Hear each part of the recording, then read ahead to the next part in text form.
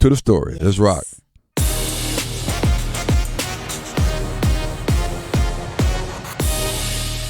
Brother James White, good morning. Good morning. Hey, good morning. Well, it seems like there's only one conversation that we need to talk about. Now, no one is talking about last night, and do we really think maybe Denver's going to sweep the Lakers in 4 games? Because, man, last night, good night. Right. It was incredible. Yeah. But it just seems like the topic that is on the table, and it probably will be on the table for a while, is, again, Ja Morant. Mm-hmm. One of the things that I think that we've been listening to is we've been engaging in a great deal of nostalgia.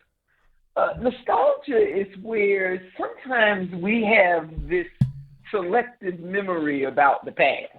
Brene Brown said it this way: nostalgia is a dangerous form of comparison. Because think about how often we compare our lives to a memory that the past has been so completely edited that maybe it never even really existed. Wow. Yes, this is Generation Alpha, one of the most materialistic generations that we have created.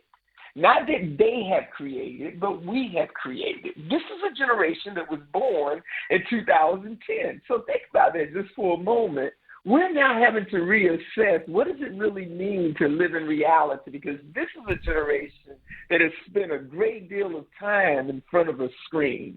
And virtual truth is not always the same as truth in person.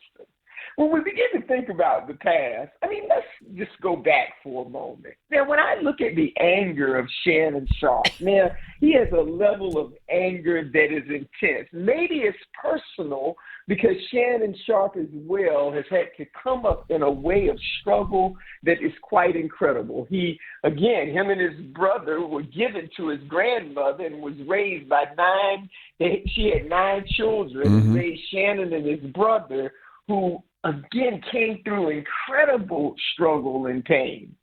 But Shannon, really, when you look at your story that's really present, how in the world would you get into a fight with Dylan Brooks and then Ja Morant and then T. Morant, and you had to be escorted to the tunnel to cool down? We remember that. Yes. Mm-hmm. And I know the commissioner is concerned, he says, about protecting the NBA brand. Yes, millions of kids globally are watching Ja Morant. But isn't it true that millions of people know about Michael Jordan? Did we try to protect the brand when Michael Jordan's wife, when Juanita uncovered in their divorce that Michael Jordan definitely had a gambling problem and was womanizing all sorts of women? Isn't that damaging to the brand? Did Magic Johnson destroy the brand when he contracted AIDS at 32? And even Magic himself has admitted to his sexual escapades that we can't even talk about because this is a morning show. Did that destroy the brand? Kobe Bryant. Look, I'm not trying to bring up skeletons in the closet, but they're public for everybody to know. Yep. Did Kobe Bryant destroy the brand when he was accused of sexual assault of a 19-year-old who also said that the real reality is, yes, it was adultery, but it was consensual, and that would cost him $2.5 million in a settlement? Did Kobe destroy the brand? Did Allen Iverson destroy the brand? Allen did change the dress code because there's no more baggy sweat and tattoos. Yeah. But That's did true. Dr. J destroy the brand when he had an affair with a sports journalist and fathered a child? Did Wilt Chamberlain destroy the brand when he, as well, in his autobiography, had thousands of women? That really, are we really talking about destroying the brand?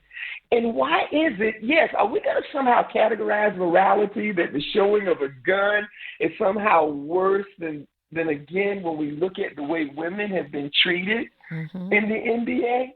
When we think about all of this, is the problem hip-hop? Is the problem really NBA YoungBoy? Does it mean that Jay-Z should never have connected with LeBron and their relationship? Do we have to now tell Lil Wayne and Rihanna and E40 that they can't be courtside? Didn't Drake really help the Raptors out? Some will even suggest that hip-hop has been necessary in order to reinvent the NBA. No excuses. But let's remember, Ja Morant, once again, is Generation Alpha, 23 years old, from Dalzell, South Carolina, in Sumter County, South Carolina. T. Morant, not trying to take him off the hook, but he's only 46 years old, born in 1978, a product of hip-hop culture as well. Are we going to blame him for not knowing how to navigate more wealth than he's ever seen in his lifetime? A man many times may have a legacy, but that legacy, when it doesn't include handling wealth, is really challenging. Maybe we all just need to take the advice of Kendrick Lamar. We need to sit down and be humble. Finally, some have suggested that this is a bad look for black people. Yes, we are a collective people, but we're not defined by the NBA and professional athletes. We're not defined by celebrities and politicians. The brilliance and beauty of black people is designed in ways that the media, the NBA, or no one else can define what real leadership is. But what we do know is that every leader is human. And every hero sometimes makes mistakes that makes them human.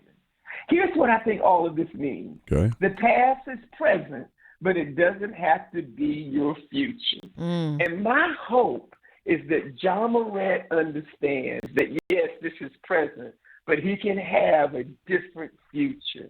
I hope we all are waiting for there to be more to the story, because there certainly is in this one. Wow. I'm gonna take a breath on that, Brother White. Obviously, that was good. That was very, very good. That's really a good perspective. A lot of people feel that way. I guess we have our heroes, and we expect them to do certain things, but they all fall down in different ways. That's right. You mentioned the infidelity, and there's several, the gambling, and of course the gun. So maybe we should look at it that way, which I have not looked at it that way, to be honest with you. But that's a pretty good one, my brother. Always good, man. I appreciate you. Thank you so much. Thank you so much. Appreciate you all as well. Yeah. Thank you. Wow, that's pretty good. Powerful. That's pretty good. I mean, powerful food for thought. Yeah, absolutely, and that's something that we all have to figure it out and kind of focus on it. But that was really good, though. A whole different perspective in terms of what we've been talking about. Well, I still remain consistent with my message. It's. He's 23, but it's far to 46. In the 40s, but 46, I mean, how mature were you way back when you was 46, Pam? Did he just say way back? Oh. Hey, did he say way back? I think he did. I think I was pretty mature. No, but I get it. But I don't know, newfound wealth.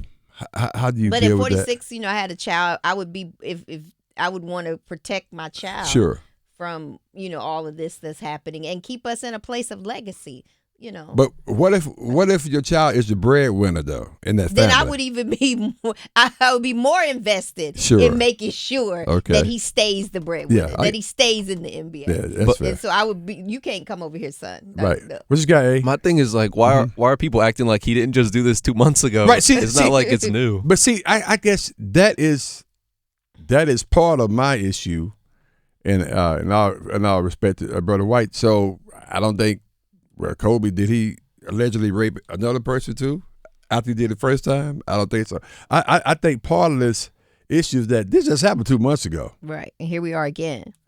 And the maturity level has a lot to do with that, in my opinion. But it was just, I don't know. It's just interesting. And